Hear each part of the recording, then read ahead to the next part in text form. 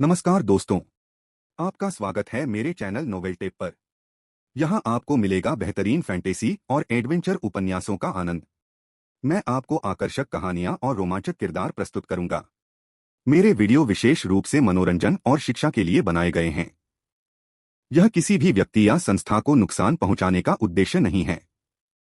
यदि आपको इस सामग्री को लेकर कोई समस्या हो तो कृपया संपर्क करें। मैं यहाँ नियमित रूप से नए उपन्यास और कहानियाँ अपलोड करता रहता हूँ। अगर आपको मेरी कहानियां पसंद आएं तो कृपया लाइक, शेयर और सब्सक्राइब जरूर करें। अपनी प्रतिक्रियाएं और सुझाव नीचे कमेंट में जरूर बताएं। वयस्क कहानियों के लिए मेरी टेलीग्राम ग्रुप से जुड़े, लिंक विवरण में है। धन्यवाद और जुड़े रहिए मेरे साथ नई कहानियों के लिए। पृथ्वी मकबरे की पूरी पहली परत हिल गई। रेत 8वें स्तर के हिंसक तूफान की तरह घूम गई, जो तेजी से पृथ्वी देव सैनिक के शरीर के अंदर इकट्ठा हो गई। पृथ्वी देव सैनिक की चोटें बिना किसी निशान के गायब हो गईं और उसका शरीर अपनी मूल अक्षुण्ण स्थिति में वापस आ गया। हालांकि इस समय तक उसकी आंखों की रक्तलाल चमक खत्म हो चुकी थी और वह भावशून्य होकर बोल रहा था, तुम पहली परत की परीक्षा में पास हो गए हो और तुम्हारी ताकत मुझे पता चल गई है। तुम इस परत से कोई एक खजाना ले सकते हो, लेकिन लालच मत करना, केवल एक। यांग जेनशो थोड़ा निराश हुआ। पहली परत में कई अच्छी चीजें थीं। जन्मजात पृथ्वी आध्यात्मिक ऊर्जा के अंश के अलावा कई पृथ्वी तत्व जादुई निधियां और पृथ्वी तत्व संरचनाएं भी थीं, जो सभी एक क्यूई शोधन चरण साधक के लिए तुरुप का इक्का साबित हो सकती थीं। चिंतित होकर यांगशी ने पूछा, बड़े भाई, दूसरे स्तर पर क्या पुरस्कार हैं? क्या हम उसे चुनौती दे सकते हैं? चूंकि वह यहाँ था, इसलिए वह और अधिक अच्छी चीजें घर ले जाना चाहता था। शून्य टिप्पणी वोट 3 बचे। पृथ्वी देव सैनिक को यांगशी का प्रश्न आश्चर्यजनक नहीं लगा और उसने बहुत ही यंत्रवत उत्तर दिया, अमर साधना का मार्ग जादू, क्यूई भाग्य और बोध की साधना है। केवल वे ही मेरे अवशेष प्राप्त करने के योग्य हैं जो इन तीनों को एकीकृत करते हैं। चूंकि आपने मेरी कब्र ढूंढ ली है, आप क्यूई फॉर्च्यून वाले लोग हैं और मेरे परीक्षण को स्वीकार करने के योग्य हैं। और आपका मन पहले स्तर पर पहले ही देखा जा चुका है। यह दूसरी परत आपकी समझ का परीक्षण करने के लिए है। यदि आप इससे बाहर निकलने का कोई रास्ता निकाल सकते हैं तो आप दूसरी परत से एक खजाना निकाल सकते हैं। पृथ्वी देव सैनिक के शब्दों ने पिता और पुत्र को लंबे समय तक सोचने पर मजबूर कर दिया। यांग गेंशुओ ने अपनी जांघ पर थप्पड़ मारा। समझ की परीक्षा? तो फिर आपने जैकपॉट मार लिया है। मेरे बेटे यांग फू की समझ 50 अंकों तक पहुंच गई है। इसके अलावा मेरे आशीर्वाद शांत हृदय के साथ यह 60 अंकों तक पहुंच सकता है। क्या आप जानते हैं इसका क्या मतलब है? इस अमर साधना जगत में मैंने केवल मुरोंग जीवान को ही इतनी उच्च समझ के साथ देखा है। मुरोंग जीवान कौन थे? एक विलक्षण प्रतिभा जिसने अपनी 20वीं उम्र में फाउंडेशन स्थापना हासिल की। यांग फू की समझ उसके बराबर थी। डरावनी बात है ना? इसके अलावा यांग जेनशुओ का मानना था कि चूंकि वह वहां बैकअप के रूप में मौजूद थे और उन्हें अपने परिवेश में रहस्यों का पता लगाने में मदद कर रहे थे, इसलिए उनके पास न होने का कोई कारण नहीं था। यांग फू ने सावधानी से पूछा, क्या होगा यदि हम चुनौती पार नहीं कर पाए? पृथ्वी देव सैनिक, फिर आपको पिघले हुए लावा मिट्टी के टीले से बाहर भेज दिया जाएगा और गुप्त क्षेत्र भी बच जाएगा। भाग्य के साथ अगले व्यक्ति की प्रतीक्षा कर रहा है तो फिर कोई बात नहीं। असफल होने का मतलब मौत नहीं है। हम कोशिश तो कर ही सकते हैं। यांग गेंशुओ ने मन ही मन सोचा। यांग जेनशुओ देख सकता था कि दूसरी परत पर ज्वाला का प्रभुत्व था। यांग फू के पास स्वर्गीय स्तर की आध्यात्मिक अग्नि थी और अग्नि कौशल में विशेषज्ञता थी, इसलिए उन्हें भौगोलिक लाभ प्राप्त था। अभिव्यक्ति, दूसरी परत को चुनौती देने के लिए तैयार हो जाओ। हाँ, यांगशी और यांग फू ने जवाब दिया। ऐसा लगता है कि पुराने पूर्वज वास्तव में मेरी ताकत पर भरोसा करते हैं, यांगशी ने हंसते हुए कहा। यांग फू मुस्कुराया और सिर हिलाया। ऐसा ही होना चाहिए यांग गेंशुओ, धिक्कार है। कितना पक्का आस्तिक। पृथ्वी देव सैनिक वहीं खड़ा उन्हें देख रहा था और पूछा, आप कौन सा खजाना चुनेंगे? उसके पीछे एक छवि प्रकट हुई जिसमें प्रथम स्तर में उपलब्ध 10 खजाने प्रदर्शित थे, जिनमें से अधिकांश उच्च श्रेणी की जादुई कलाकृतियां और द्वितीय श्रेणी की सारणियां थीं। उनमें से अंतर्निहित पृथ्वी आध्यात्मिक ऊर्जा का एक पतला धागा विशेष रूप से ध्यान आकर्षित करने वाला था। सहज मोटी पृथ्वी आत्मा श्वास। मैं चाहता हूं कि यह मेरे पैरों के ठीक नीचे है, इसे ले लो। यह सुनकर यांग फू पालथी मारकर बैठ गया और साधना करने लगा। पिता, मेरी रक्षा करके मेरी सहायता करें। मुझे इस जन्मजात पृथ्वी आध्यात्मिक ऊर्जा के धागे को शुद्ध करने की आवश्यकता है। प्रत्येक रेशा जिसे वह परिष्कृत करता, उसकी शक्ति को बहुत बढ़ा देता। युद्ध में यांगफू के पहले से ही दुर्जय कौशल के साथ यांग जेनशुओ शायद ही कल्पना कर सकता था कि जन्मजात आध्यात्मिक ऊर्जा के 5 किस्में अवशोषित करने के बाद वह कितना भयानक हो जाएगा। कुछ देर विचार करने के बाद यांगशी ने पृथ्वी देव सैनिक से पूछा, क्या इस परत के राक्षस जानवर अब भी हम पर हमला करेंगे? नहीं, यह जगह सुरक्षित है। मैंने राक्षस जानवरों को रोक दिया है। तो फिर तो बहुत बढ़िया। फुअर, तुम अकेले ही साधना करते रहो, मैं बाहर टहलने जा रहा हूँ। यांगशी ने यांगफू को पीछे छोड़ दिया और तेजी से चले गए, जबकि पृथ्वी देव सैनिक ने उनके पीछे हटने वाले आंकड़े पर नजर रखी, एक बार फिर याद दिलाते हुए, आपने पहले ही एक खजाना चुन लिया है, अब आप दूसरों के लिए प्रतिस्पर्धा नहीं कर सकते, मुझे पता है। मुझे कोई खजाना नहीं चाहिए। यांगफू को बस एक पल लगा कि उसके पिता क्या कर रहे हैं। वह हल्के से मुस्कुराया और सहज पृथ्वी आध्यात्मिक ऊर्जा के धागे को परिष्कृत करने पर ध्यान केंद्रित किया। यह जन्मजात आध्यात्मिक ऊर्जा अभी भी प्रचंड थी और उसे अपने शरीर में एकीकृत करने से पहले अनियमित रूप से गतिशील तंतु को धीरे धीरे वश में करने की आवश्यकता थी। इसमें कुछ समय लगने वाला था। उस क्षण पहली परत की रेत पूरी तरह से गायब हो गई थी और एक खुला दृश्य सामने आ गया था। यांगशी उत्साह से अछूते रेतीले मैदानों की ओर दौड़ा। पूर्वज, यांगशी आपसे राक्षस जानवरों के स्थानों का खुलासा करने के लिए कहता है। यांग जेनशुओ, अच्छे साथी, तुम्हें तृप्ति नहीं मिलती है ना? आप पूर्ण उपयोग के मूल्य को समझते हैं और इसलिए रेतीले मैदानों में छिपे हुए दानव जानवरों को चुनौती देने वालों पर हमला न करने का आदेश मिला। इस प्रकार उन्होंने यांगशी पर सक्रिय रूप से हमला नहीं किया, लेकिन यांगशी सीधे इन पृथ्वी तत्व दानव जानवरों के पीछे चले गए। अपने अंतिम क्षणों में दानव जानवरों के पास केवल 3 विचार थे। नहीं, क्या तुम्हारा दिमाग खराब है? घमंडी आदमी। यांगशी ने पहले पतला खोल मौत का स्तर और धैर्य मौत का स्तर प्रतिभा प्राप्त की थी, लेकिन अवशोषण पर्याप्त संतोषजनक नहीं था, इसलिए उसे पीसना जारी रखना पड़ा। यांग जेनशुओ के पास बड़ी मात्रा में धूप अग्नि मूल्य अप्रयुक्त था। मुख्य कारण यह था कि यांग फुशुओ द्वारा स्वर्गीय स्तर की आध्यात्मिक अग्नि के प्रथम अवशोषण से उत्पन्न 1000 धूपबत्ती बहुत ही आकर्षक थी। जब यांगफू ने स्वर्गीय स्तर की आध्यात्मिक अग्नि को पुनः अवशोषित किया तो उसे केवल 50 धूपें ही प्राप्त हुई। यांग फुशुओ की पहली क्यूई साधना उन्नति से प्राप्त 200 धूपबत्ती और भयंकर सूर्य राजवंश क्षेत्र की खोज करते हुए वर्ष भर में प्राप्त विभिन्न अन्य राशियों के साथ यांग जेनशुओ के पास अभी भी 1860 धूपबत्ती थी। वह आजाद होने के लिए तैयार था। पिछले वर्षों में यांग जेनशुओ बहुत मितव्ययी थे। धूप की कमी के कारण चुनिंदा रूप से केवल अच्छे गुणों वाले राक्षस जानवरों को ही अवशोषित करते थे।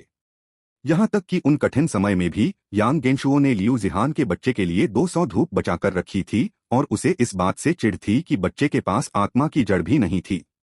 बच्चे का नाम भी यांगशी ने ही चुना था। यदि यांग फुजियान के पास एक मार्शल कल्टीवेटर के रूप में 3 पृथ्वी स्तरीय प्रतिभाएं न होती तो यांग जेनशुओ को 200 धूप के नुकसान का दंश कई दिनों तक महसूस होता। जैसा कि पता चला, एक ही स्थान पर बैठे रहना स्थिर विकास की तरह लग सकता है, लेकिन यह परिवार के धूप संचय को भी धीमा कर सकता है, जिससे बुजुर्ग पूर्वज की अपनी क्षमताओं का पूरी तरह से उपयोग करने की क्षमता में बाधा उत्पन्न हो सकती है। इसलिए जब यांगशी और उनके बेटे पिछले साल शैतान पवन वन से बाहर निकले तो यांग जेनशुओ ने उनका समर्थन किया।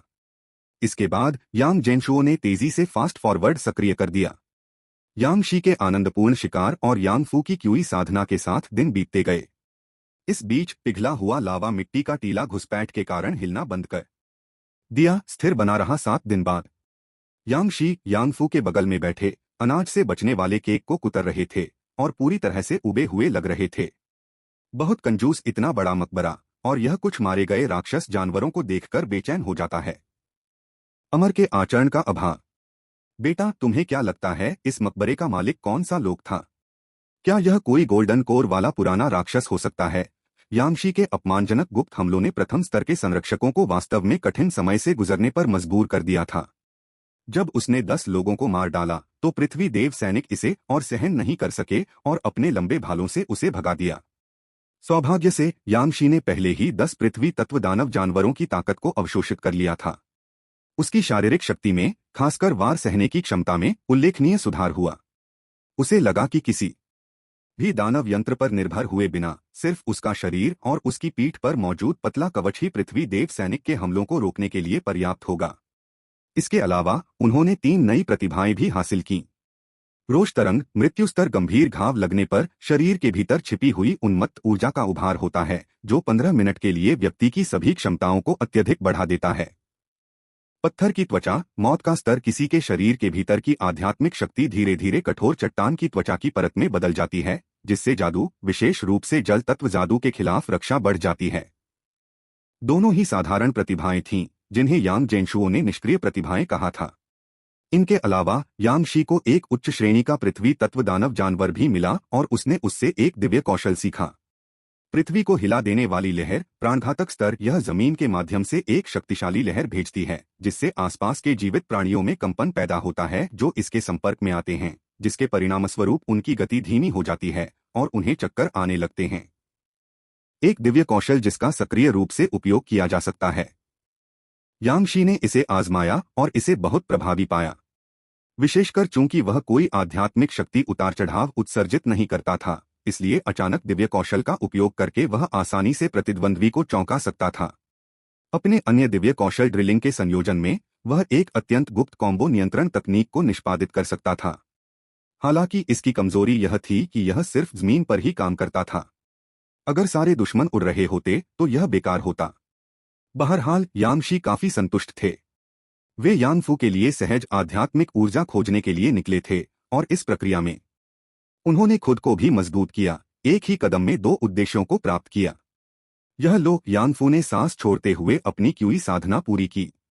यांग फू ने पृथ्वी स्तर की जन्मजात पृथ्वी आत्मा सांस की एक स्ट्रैंड को अवशोषित कर लिया है और यांग परिवार का क्यूई भाग्य चिकना है, धूप +20। प्रथम अवशोषण के अतिरिक्त बाद में दी गई धूप बहुत कम थी। यांग फू को खुशी महसूस हुई जब उसने इस अंतर्निहित मोटी पृथ्वी आत्मा सांस की उपयोगिता के नुक्कड़ और दरारों का अनुभव किया, जो संप्रदाय में बेचे जाने वाले सामान्य नश्वर स्तर के उत्पादों से कहीं बेहतर था। कुछ खाना खाने और पूरी तरह से स्वस्थ होने के बाद वे पृथ्वी देव सैनिक के पास पहुंचे। हम द्वितीय स्तर में प्रवेश कर उसे चुनौती देना चाहते हैं। प्रवेश करना, पृथ्वी देव सैनिक ने भाले से पीछे की ओर इशारा किया और अचानक एक सीढ़ी दिखाई दी। दोनों सीढ़ियों से ऊपर चढ़ गए यांग जेनशुओ ने खेल की गति धीमी कर दी और दोनों को द्वितीय परत के माध्यम से मदद करने की तैयारी कर रहा था। तभी उसने अचानक अपनी भौहें ऊपर उठा लीं। हम कोई और भी आ रहा है। 0 टिप्पणी वोट 3 बचे। मैंने पाया कि यहाँ पृथ्वी की शिराओं से निकलने वाली आग असामान्य है, मानो किसी चीज से दबा दी गई हो। मैंने कभी नहीं सोचा था कि यह एक गुप्त क्षेत्र होगा। यह सचमुच स्वर्ग से मिला उपहार है। क्या यह हो सकता है कि हमारे बीच कोई महान क्यूई भाग्य वाला हो? दान अग्नि संप्रदाय के नवनियुक्त संस्थापक स्थापना एल्डर यू यांग अपने 8 शिष्यों को एक अनुभवात्मक यात्रा पर ले जा रहे थे जब उन्होंने इस भूमि की विचित्रता को समझा। खोजबीन करने पर उन्हें एक गुप्त क्षेत्र का पता चला जो उनके लिए आश्चर्य की बात थी। इस समय यू यांग ने अपने उच्च कौशल और साहस के साथ अपने शिष्यों को सीधे गुप्त क्षेत्र में ले जाया। गुरुजी, क्या यह पौराणिक पिघला हुआ लावा मिट्टी का टीला हो सकता है? यू यांग ने सिर हिलाया। ऐसा होना चाहिए, सभी शर्तें मेल खाती हैं। गुरुजी, कहा जाता है कि इस पिघले हुए लावा मिट्टी के टीले का इतिहास सैकड़ों साल पुराना है और इसकी कभी खुदाई नहीं हुई। इसके अंदर अनगिनत खजाने छिपे हैं और इसमें स्वर्गीय स्तर की सहज आध्यात्मिक ऊर्जा भी समाहित है। क्या हम इससे मालामाल नहीं हो जाएंगे? स्वर्गीय स्तर की आध्यात्मिक ऊर्जा अत्यंत दुर्लभ है। स्वर्ग और पृथ्वी 1000 साल तक मिलकर एक धागा बनाते हैं। यह मकबरा इतने लंबे समय से अस्तित्व में नहीं है, लेकिन इसमें पृथ्वी स्तर की सहज आध्यात्मिक ऊर्जा होनी चाहिए। लेकिन आप सभी पहले से ही क्यूई शोधन चरण में हैं। इसे ढूंढने से कोई खास फायदा नहीं होगा। ज्यादा से ज्यादा इसे कुछ स्पिरिट स्टोन्स के बदले बेचा जा सकेगा। असल में मायने यह रखता है कि क्या आप कोई ऐसी जादुई कलाकृति पा सकें जो आपके दिल से मेल खाती हो, तभी यह यात्रा सार्थक होगी। वैसे हमारे दान अग्नि संप्रदाय के अभिलेखों में यह भी उल्लेख है कि इस मकबरे का स्वामी एक उच्च संप्रदाय का एक महान साधना पुरुष था जो अमर गोलियों को परिष्कृत करने के लिए भयंकर सूर्य राजवंश की पृथ्वी शिराओं से बार बार सच्ची अग्नि ग्रहण करता था।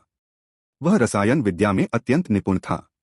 यदि हम उसका ज्ञान प्राप्त कर सकें तो हमारा दान अग्नि संप्रदाय निश्चित रूप से महान ऊंचाइयों तक पहुंचेगा। यू यांग ने धैर्यपूर्वक अपने शिष्यों को समझाया। शिष्यों में से एक हुआंगशेंग चमकती आंखों से सुन रहा था। 1 साल पहले जब से दान अग्नि संप्रदाय में एक ऐसा सनकी आया जो नंगे हाथों से गोलियां बना सकता था और उसके सामने अपनी कला का प्रदर्शन कर रहा था, तब से वह उसकी छाया में ही जी रहा था। संप्रदाय में जब भी कोई उस सनकी का जिक्र करता तो हुआंग शेंग के सार्वजनिक अपमान का जिक्र जरूर करता। सोचिए, वह सबसे मेहनती और प्रतिभाशाली उभरते सितारे अल्केमिस्ट के रूप में जाने जाते थे। इस बार यह मेरे लिए बदलाव का मौका है, हुआंग शेंग। क्यों फॉर्च्यून मुझ पर चमको, हुआंग शेंग, बस इस बार। मैं कसम खाता हूं, मैं उस यांग उपनाम को फिर कभी अपने ऊपर हावी नहीं होने दूंगा। मैं सिर्फ यह साबित करने की कोशिश नहीं कर रहा हूं कि मैं यह कर सकता हूं, बल्कि मैं वह सब कुछ वापस ले लूंगा जो मैंने खोया है, उसने तय कर लिया। वह अल्केमी दांव की विरासत हथिया लेगा। प्रथम परत के संरक्षक पृथ्वी देव सैनिक ने भी नए लोगों को बाहर आते हुए देखा। उसने सरणियों को नियंत्रित करने के लिए अपना हाथ उठाया।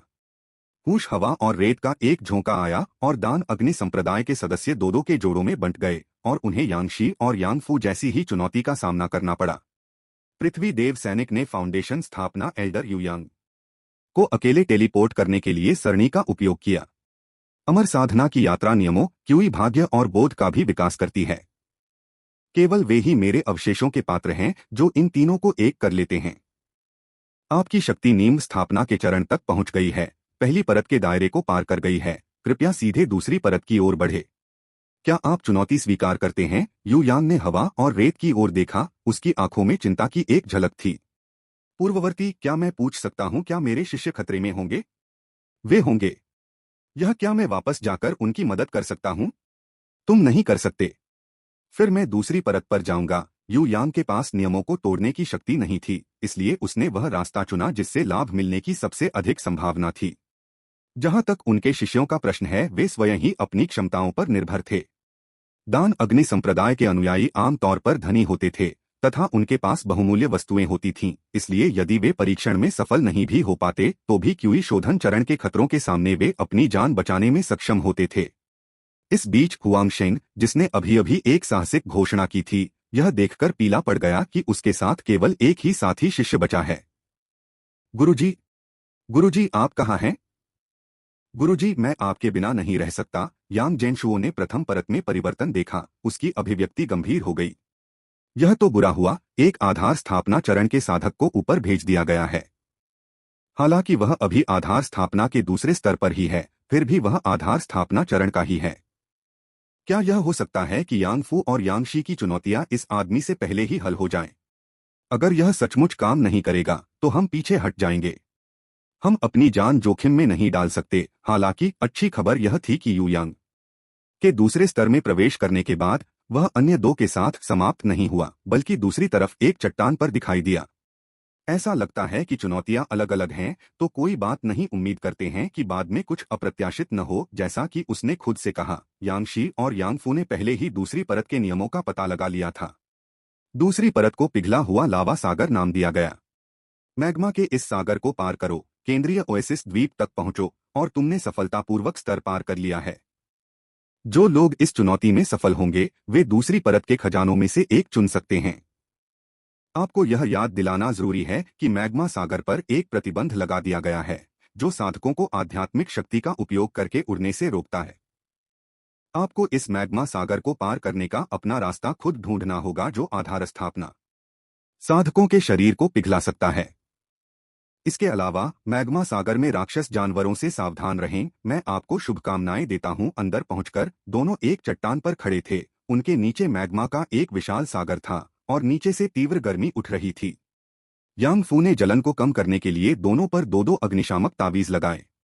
इस परत के नियम काफी सरल थे, लेकिन ऐसे नियमों के तहत नेविगेट करना बहुत अधिक कठिन हो गया। आशीर्वाद हृदय को शांति। पिता और पुत्र यांगशी और यांगफू पर प्रकाश की दो किरणें पड़ी, जिससे उनके दिलों की बेचैनी शांत हो गई और दोनों की समझ में 10 अंकों की वृद्धि देखी गई। यांगशी 30 तक पहुंचे, जबकि यांगफू ने 60 अंक हासिल किए। यांग जेनशुओ, जिन्होंने 1 लाख से अधिक चरित्र कार्डों को देखा था, के अनुसार बोध में 30 अंक तक पहुंचना पहले से ही मनुष्यों के बीच एक ड्रैगन था, जबकि बोध के 60 अंक एक शीर्ष प्रतिभा माने जाते थे, चाहे वह जुआन स्टोन संप्रदाय, दान अग्नि संप्रदाय या सच्चे अग्नि संप्रदाय में हो। चट्टान के दूसरी ओर फाउंडेशन स्थापना साधक यू यांग के पास केवल 30 समझ अंक थे। कुछ क्षण सोचने के बाद यांगशी को एक विचार आया। समझ गया, जब तक मेरा शरीर किसी फाउंडेशन एस्टेब्लिशमेंट कल्टीवेटर से ज्यादा मजबूत है, तब तक मैग्मा मुझे पिघला नहीं सकता। मैं बस तैरकर पार कर जाऊंगा। चट्टान 100 मीटर ऊंची थी, लेकिन यांगशी जैसे मार्शल पावर हाउस के लिए यह एक बड़े पेड़ पर चढ़ने से अलग नहीं था। उसने अपना सारा सामान चट्टान की तलहटी में रख दिया, 2 औषधियां मुंह में लीं और चट्टान से नीचे उतरने लगा। जैसे ही वह मैग्मा सागर को छूने वाला था, वह रुक गया। हुश दोनों अग्निशामक ताबीज तुरंत जलकर राख हो गए तथा उनकी गर्मी ताबीजों की सहन करने की क्षमता से अधिक थी। यांगशी के कपड़े भी जलकर राख हो गए और गायब हो गए। उसके बाल और शरीर के बाल तुरंत ही झुलस गए, जिससे वह पूरी तरह गंजा हो गया। यांगशी ने उसके रूप पर कोई ध्यान नहीं दिया, बल्कि सावधानी से अपनी उंगली उबलते मैग्मा सागर में बढ़ा दी। सिजलिंग जलने से उसकी उंगली लाल हो गई और उंगली के सिरे से एक दर्दनाक चुभन फैल गई। तब यांगशी का रक्त और क्यूई उसके शरीर के भीतर प्रवाहित हुआ और उसकी त्वचा की सतह पर एक अजीब शक्ति प्रकट हुई। उन्होंने मैग्मा से अग्नि आध्यात्मिक शक्ति को अवशोषित किया, जो आध्यात्मिक ऊर्जा में परिवर्तित हो गई और उनकी जली हुई उंगलियां ठीक हो गईं। निम्नस्तरीय अग्नि अवशोषण। यह प्रतिभा, जिसे यांगशी ने पिछले वर्ष भयंकर सूर्य राजवंश में अग्नि दानव जानवरों का शिकार करने से अवशोषित किया था, ने उसे अपने उपयोग के लिए अग्नि आध्यात्मिक शक्ति का एक सा अवशोषित करने की अनुमति दी। लेकिन फिर भी सिर्फ 1 मिनट में ही यांगशी अपनी चरम सीमा पर पहुंच गया था। अगर वह और जिद करता तो उसकी उंगलियां पूरी तरह खराब हो जाती। उसने मुंह में रखी उपचारात्मक गोलियां निगल लीं और उसकी जली हुई उंगलियां तुरंत ठीक हो गईं। जब यांगशी नीचे देख रहा था, मैग्मा सागर में तैरता हुआ एक राक्षस जानवर चुपचाप और धीरे धीरे उसकी ओर आ रहा था। अभिव्यक्ति: राक्षस जानवर से सावधान रहो। एक सुनहरी उंगली ने मैग्मा सागर में राक्षस जानवर की ओर इशारा किया। एओ यांगशी आगे की ओर उछल पड़ा। आग में छिपकर मगरमच्छ ने झपट्टा मारा और चूक गया, जिससे एक बड़ा गड्ढा बन गया और अपने लक्ष्य को गायब होते देख वह धीरे धीरे वापस नीचे डूब गया। मैग्मा सागर की आड़ में यांगशी इस चीज का बिल्कुल भी पता नहीं लगा सका। यांगशी ने कुछ छलांगे लगाईं और चट्टान पर चढ़ गया। उसकी अभिव्यक्ति गंभीर थी। क्रूर बल से पार करने की रणनीति अव्यावहारिक लगती है। 1 मिनट तक मैग्मा में भीगने के बाद मैं बुरी तरह जल जाऊंगा। ज्यादा से ज्यादा 2 मिनट में मैं पूरी तरह से हिलने डुलने की क्षमता खो दूंगा। इसके अलावा मैग्मा में अग्नि राक्षस छिपे हुए हैं। अगर पूर्वजों की आत्मा उन्हें बता भी दे तो इससे बहुत बड़ी बाधा उत्पन्न होती है।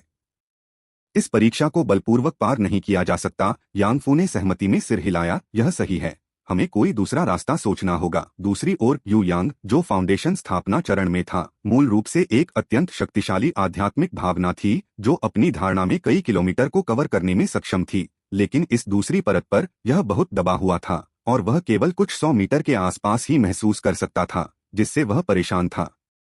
हालांकि जब यांगशी नीचे गया तो उसने अपनी नंगी आंखों से उसकी हरकतें देखीं। क्या गुप्त क्षेत्र में अन्य लोग भी हैं? यह व्यक्ति बिना किसी नुकसान के 1 मिनट तक मैग्मा में डूब सकता है। मेरी तुलना में उसकी साधना कमजोर नहीं होनी चाहिए। मैग्मा में निहित अग्नि आध्यात्मिक शक्ति बहुत प्रचंड है। मेरे अग्नि आत्मा कवच द्वारा शरीर की रक्षा करने के बावजूद मुझे डर है कि मैं कुछ मिनट भी टिक नहीं पाऊंगा, इससे पहले कि मेरी आध्यात्मिक शक्ति समाप्त हो जाए और मुझे मैग्मा में मौजूद राक्षसी जंतुओं से लड़ने के लिए अपने मन और आत्मा का प्रयोग करना होगा। क्या करूं? उसके पास उड़ने वाले 2 जादुई खजाने थे, लेकिन उसने उन्हें आजमाया और बिल्कुल भी उड़ नहीं सका, सीधे मैग्मा सागर में गिर गया। यह दुख की बात है कि मेरी फाउंडेशन स्थापना आध्यात्मिक वस्तु कीमिया के लिए एक सहायक उपकरण है। यू यांग भी गहरी सोच में पड़ गई। इस बीच दूसरी ओर यांगफू के पास पहले से ही कुछ विचार थे। पूर्वज, यांगफू का एक अनुरोध है। बोलना। क्या नीचे मैग्मा सागर में राक्षस जानवरों की स्थिति को चिह्नित करना संभव है? सरल। यांग जेनशुओ ने सीधे एक क्लिक के साथ मैनिफेस्टेशन बटन को खींचा और चुना। उन दोनों के सामने ढेर सारे राक्षस जानवर कार्ड अचानक उभर आए। मैग्मा सागर में राक्षस जानवरों की स्थिति और विशेषताएं सब स्पष्ट थीं। यांगफू ने सिर हिलाया। मुझे पता है कि इस स्तर को कैसे पार करना है। यांग गेंशुओ यांगशी। अच्छा बेटा, तुम क्या जानते हो? एक व्यूह रचना, यांगफू ने आत्मविश्वास से कहा। नीचे सभी राक्षस जानवर एक तरह की व्यूह रचना बनाते हैं। हमें बस इस व्यूह रचना को भेदने का रास्ता ढूंढना है और ये राक्षस जानवर हमारी मदद करेंगे। कदम दर कदम हमें खुद द्वीप तक पहुंचाएंगे। वे हमें कैसे भेजेंगे? हमें चबाकर मसल देंगे और फिर ग्रीन आइलैंड पर खींच लेंगे। यांगशी ने अभी अभी उस अग्निछिपे मगरमच्छ की काटने की शक्ति देखी थी। वह पत्थरों को कुचल सकता था। पिताजी देखिए, पितरी आत्मा द्वारा चिह्नित राक्षस जानवर आपस में जुड़े हुए हैं उनके बीच एक निश्चित दूरी है। अभी जब नीचे वाले जानवर ने आप पर हमला किया तो ऐसा इसलिए हुआ क्योंकि आप उसके शिकार क्षेत्र में आ गए थे। लेकिन अगर हम इस पैटर्न में महारत हासिल कर लें तो जैसे ही हम स्वेच्छा से उनके शिकार क्षेत्र में प्रवेश करेंगे वे मगरमच्छ हम पर झपटेंगे, फिर उसी क्षण हम उनके सिर पर कूद पड़ेंगे जिससे हम अगले मगरमच्छ के शिकार क्षेत्र में पहुंच जाएंगे।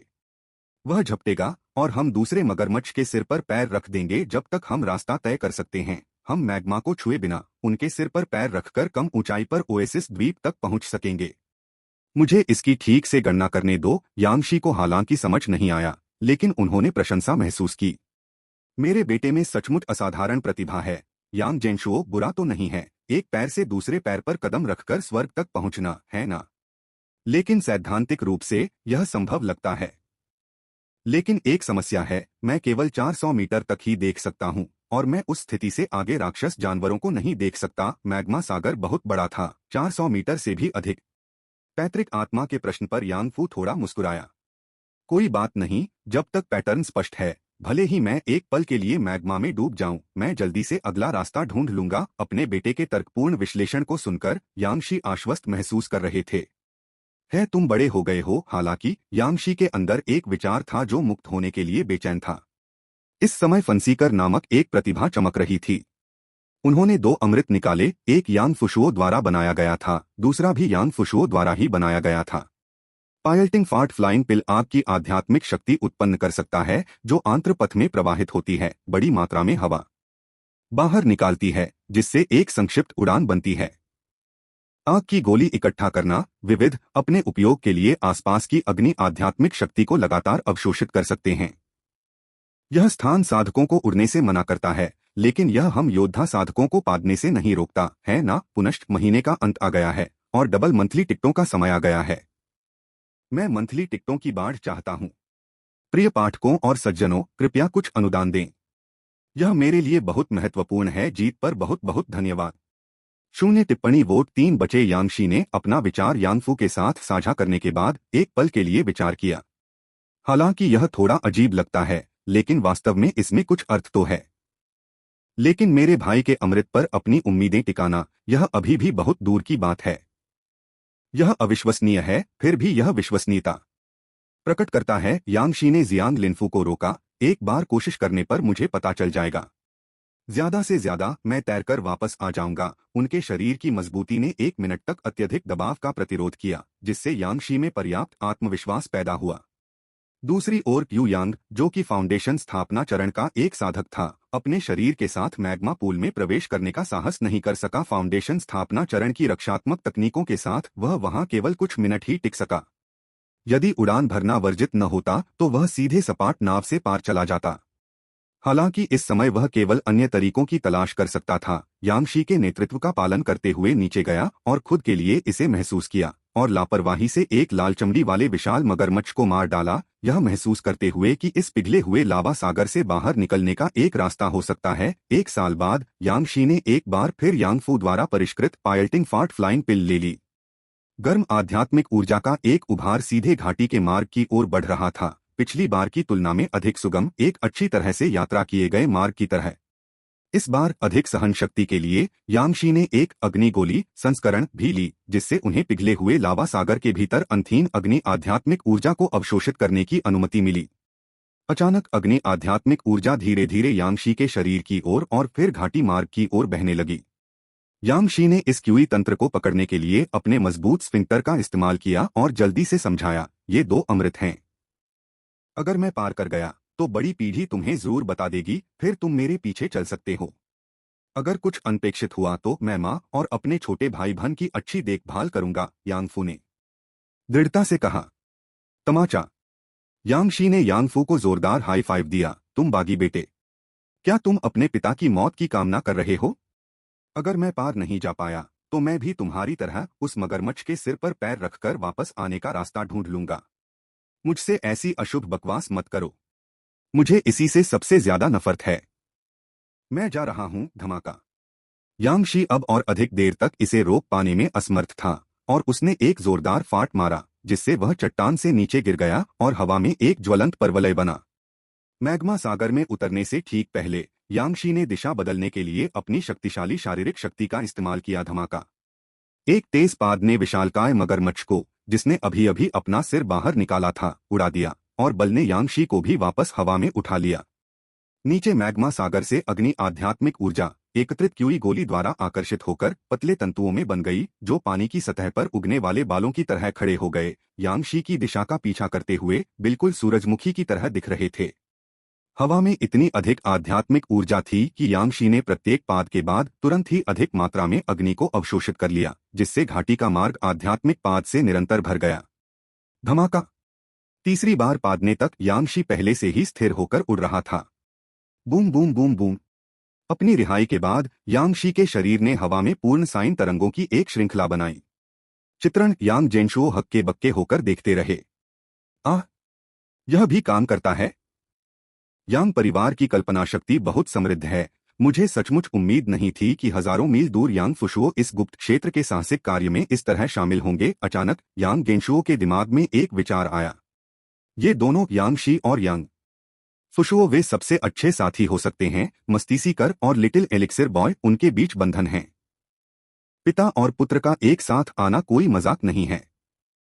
यांगशी प्रतिबंधों से विचलित हुए बिना तेजी से दौड़ते हुए धुएं के गुबार में गायब हो गए। पीछे चट्टान पर युयांग, अभी क्या हुआ? क्या प्रतिबंध हट गया है? मैं कोशिश करके देखूंगा। Ouch splash! यांग जेनशुओ पूरी तरह से खुश था। मेरी यांगशी आध्यात्मिक शक्ति पर नहीं, बल्कि वायु धाराओं के प्रतिबल पर निर्भर है। मूलतः कहें तो यांगशी की उड़ान के पीछे का सिद्धांत किसी प्रतिक्षेप किक से अलग नहीं है। निषिद्ध आत्मा का कोई प्रभाव नहीं है। ऐसा इसलिए है क्योंकि यह आध्यात्मिक शक्ति नहीं है, यह भौतिकी है। हाँ, यांग जेनशुओ ने कभी भी चुनौती से पार पाने के लिए इस तरह की विधि की कल्पना नहीं की होगी। उसी क्षण वह अजीब विचार उसके दिमाग में फिर से आया। क्या वह सचमुच प्रतिभाशाली हो सकता है? थोड़ी देर उड़ने के बाद यांगशी ने मैग्मा सागर में एक पहाड़ी जितना बड़ा मगरमच्छ देखा। नीम स्थापना चरण आगमगरमच्छ। वह समुद्र में छिपा हुआ था। उसकी पीठ किसी नखलिस्तान जैसी दिखने के लिए छिपी हुई थी। अगर कोई पिघले हुए लावा सागर से आ रहा होता तो वह उसे अपनी मंजिल समझकर उस पर छलांग लगा सकता था, लेकिन फिर अपनी सतर्कता में ढिलाई बरतते हुए सीधे मैग्मा सागर की गहराइयों में घसीटकर निगल लिया जाता। एक छोटी सी चाल टकराना। यांगशी ने एक भयंकर पाद छोड़ी और बिना पीछे देखे चला गया। पहाड़ी के समान विशाल उस विशालकाय मगरमच्छ को ऐसा महसूस हुआ कि कोई उसके ऊपर से गुजर रहा है, और वह ऊपर देखने से खुद को नहीं रोक सका। उसकी बड़ी बड़ी आंखों में और भी अधिक भ्रम झलक रहा था। ये सही नहीं है दोस्त। अमर ने मुझे ये नहीं बताया था। इस प्रक्रिया में कुछ तो गड़बड़ है। 20 मील तक उड़ने के बाद यांगशी को असली नखलिस्तान मिला और वह वहां पानी के गड्ढे में कूद गया। छप छप। कुंड में जल आध्यात्मिक शक्ति का उपयोग करते हुए उसने अपनी ज्वलंत आग को शांत किया और एकत्रित अग्नि गोली का प्रभाव कम हो गया, जिससे आग पूरी तरह बुझ गई। यह बहुत अच्छा लगता है। यांगशी पानी के गड्ढे से बाहर निकले और उन्होंने एक विशालकाय कठपुतली को एक बड़ी कुल्हाड़ी पकड़े हुए नखलिस्तान पर खड़ा देखा। अग्निदेव का हथियार। एक फाउंडेशन स्थापना मंच की कठपुतली जिसकी ताकत इतनी जबरदस्त थी कि यांगशी को उसके साथ हाथापाई करने की इच्छा ही नहीं रही। दूसरी परत को पार करने पर बधाई। आप अपने इनाम के रूप में ग्रीन आइलैंड से एक खजाना चुन सकते हैं। ग्रीन आइलैंड छिपा हुआ खजाना था। कितना चमकदार! यांग जेनशुओ की स्क्रीन पर रंगों की भीड़ चमक रही थी। वे सभी खजाने थे और उनकी गुणवत्ता पहली परत की तुलना में काफी अधिक थी। उनमें पृथ्वी स्तर की जन्मजात अग्नि आध्यात्मिक ऊर्जा का एक तंतु था, जो उनमें से सबसे कम मूल्यवान था। सौभाग्य से यांग परिवार में जन्मजात अग्नि आध्यात्मिक ऊर्जा की कमी नहीं थी, इसलिए उसे चुनने की कोई आवश्यकता नहीं थी। यह एक खजाना है, इसे परिवार की विरासत के रूप में आगे बढ़ाया जा सकता है। चमकता हुआ आग बोतल। गुणवत्ता निम्न श्रेणी का खजाना। विशेषता अग्नि। इस बोतल में एक अलग ही ब्रह्मांड समाया है। चमकदार प्रतिबंधक अग्नि। एक बार छोड़ दिए जाने पर यह सभी चीजों को जला सकती है और चमकदार लपटों से पीड़ित प्राणियों के शरीर में प्रतिबंध लगा सकती है, जिससे उनकी आध्यात्मिक शक्ति का संचार रुक जाता है। यदि अग्नि साधना का अभ्यास करने वाले के पास आग की यह बोतल होती तो वह जादुई द्वंद्वयुद्ध में अपराजय होता। अपने प्रतिद्वंद्वी की आध्यात्मिक शक्ति को बंद करके शुरुआत करें, फिर कोई लड़ाई कैसे बचेगी? चाहे यह यांगफू या यांगफुशुओ को दिया गया हो, यह एक अत्यंत शक्तिशाली खजाना होगा जो प्राप्त होने पर आधार स्थापना चरण में साधकों के लिए खतरा बन सकता है। यह तो उपलब्ध अनेक खजानों में से एक था। Third grade elixir fire cloud spirit aperture pill की एक बोतल जिसके अंदर 5 गोलियां हैं। एक बार इसे प्राप्त करने के बाद व्यक्ति अस्थायी रूप से 30 वर्षों की आध्यात्मिक शक्ति प्राप्त कर सकता है, जिससे उसकी शक्ति एक क्षण में कई छोटे क्षेत्रों में फैल सकती है। एक हताश करने वाला युद्ध, एक दुर्जय शत्रु का वध। 5 गोलियों के साथ इसका मतलब था शक्ति में विस्फोट के 5 मौके और संभवतः 5 जीवन। वहां एक चतुर्थ श्रेणी आध्यात्मिक औषधि 1000 वर्षीय अग्नि गनोडर्मा भी थी, जो चतुर्थ श्रेणी के अमृत बनाने के लिए एक घटक थी, जो अत्यंत दुर्लभ और मांगी जाने वाली थी। एक तृतीय श्रेणी का व्यू जो फाउंडेशन स्थापना चरण में कृषकों का सामना कर सकता है। एक के बाद एक इन खजानों ने यांग जेनशुओ और यांगशी दोनों को विकल्पों की भरमार कर दी।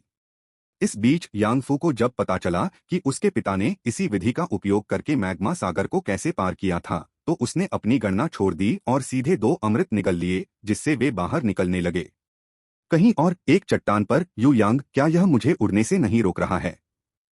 क्या यह हो सकता है कि इस मकबरे का मालिक पहले सच्चे अग्नि संप्रदाय से था और उसने जानबूझकर हमारे दान अग्नि संप्रदाय को निशाना बनाया? हालांकि इन दोनों के उड़ने के तरीके इतने परिचित क्यों लग रहे हैं, यू यांग को यह एहसास नहीं हो रहा था कि उसने पहले भी कहीं इस अजीब उड़ान मुद्रा को देखा था। लेकिन उसने इस पर ज्यादा ध्यान नहीं दिया, बल्कि समाधान ढूंढना जारी रखा। नीचे कई कोशिशों के बाद उसे पिघले हुए लावा सागर में राक्षसी जानवरों की स्थिति का एक पैटर्न समझ में आ गया था। उसी समय प्रथम स्तर पर दान अग्नि संप्रदाय के अनुयायी रेतीली भूमि पर कठिन प्रगति कर रहे थे, रेत के भीतर छिपे जीवों के हमलों से संघर्ष कर रहे थे। वांग शेंग ने अपने माथे से पसीना पोंछा। शुक्र है यहाँ बहुत अधिक राक्षस जानवर नहीं हैं, अन्यथा यहाँ से गुजरना बहुत मुश्किल हो जाता। उनके अन्वेषण को देखकर यांग जेनशुओ के मन में एक विचार आया। अब जब पहली और दूसरी परतों को साफ करने के तरीके ज्ञात हैं, तो क्यों न यांग फुशुओ को भी प्रयास करने दिया जाए। इस तरह वह पहली और दूसरी दोनों परतों से अतिरिक्त इनाम भी प्राप्त कर सकता है। क्या यह शानदार नहीं होगा? यांग गेंशुओ ने ताली बजाई और तुरंत यांग फुशुओ को बुलाया, जो कीमिया में व्यस्त थे। 0 टिप्पणी वोट 3 बचे यांगशी और यांगफू ग्रीन आइलैंड के ऊपर खड़े होकर आधे दिन तक खजाने चुनते रहे। यांगशी ने अपना सिर खुजलाया और ऊपर आकाश से परामर्श किया। महान पूर्वज, यहाँ सब कुछ बहुत अच्छी गुणवत्ता का है। हमें क्या चुनना चाहिए? चतुर्थ श्रेणी की औषधीय सामग्री और पृथ्वी स्तर की जन्मजात अग्नि आध्यात्मिक ऊर्जा के अलावा हर अन्य वस्तु अत्यंत उपयोगी खजाना थी।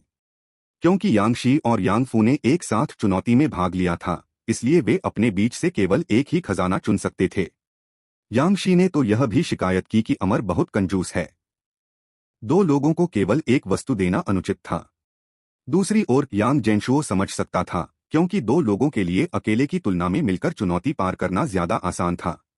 उनके पास रणनीतियां सोचने के लिए 2 दिमाग थे और वे एक दूसरे को सफल बनाने में मदद करने के लिए समन्वय कर सकते थे। वहां पर यू यांग, एक फाउंडेशन स्थापना चरण साधक, अभी भी अपने आप ही गणना कर रहा था। यांग फुशुओ द्वारा बनाए गए अमृत के बिना, जिसे यांग शी अपने साथ ले गए थे, यांगफू को धीरे धीरे स्वयं ही मार्ग की जांच और गणना करनी पड़ती। क्या चुने यांग परिवार को इस समय किस चीज की ज्यादा जरूरत है? जादुई खजाने, अमृत, सरणियां, या शायद वे दुर्लभ फाउंडेशन स्थापना आध्यात्मिक वस्तुएं? अमृत की मात्रा बहुत ज्यादा है और वे अत्यधिक शक्ति प्रदान कर सकते हैं। किसी नाजुक समय में वे किसी की जान बचा सकते हैं, लेकिन एक बार इस्तेमाल हो जाने पर वे खत्म हो जाते हैं। पंक्ति परिवार की रक्षा कर सकती है। तृतीय श्रेणी की एक पंक्ति आधार स्थापना चरण के साधक को भी रोक सकती है।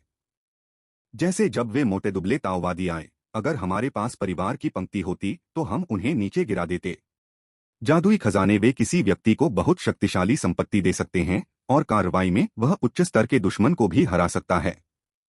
यांग परिवार के पास पहले से ही एक जादुई खजाना है। क्या हमें एक और लेना चाहिए?